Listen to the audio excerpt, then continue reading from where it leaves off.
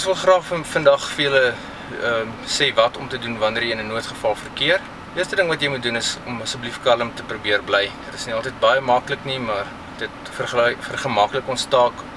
Mens kan nie altyd hoor as iemand skree en benoud is aan die ander kant nie. Identifiseer jouself ook asseblief so gou as wat jy kan en dan gee ook asseblief jou telefoonnommer. Die belangrikste ding om te sê is dat jy die probleem identifiseer.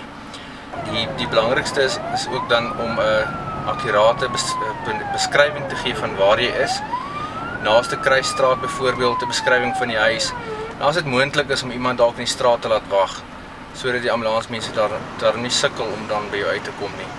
Die persoon aan die ander kant van die foon by die beheersentrum kan ook vir jou instruksies gee oor wat om te doen in die noodgeval.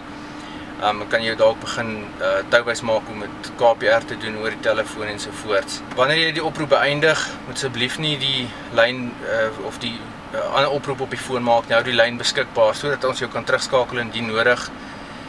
Moet ook asseblief nie die pasiënt verlaat nie. Bly by die pasiënt tot hy hulp opdaag. Die noodnommer om te skakel is 084-124 en dis 'n landwyse nommer. Ons sê altyd ouens moet dit sommer op die telefoon op 'n speed dial sommer net spaar. Dan is dit baie maklik om die nommer te skakel.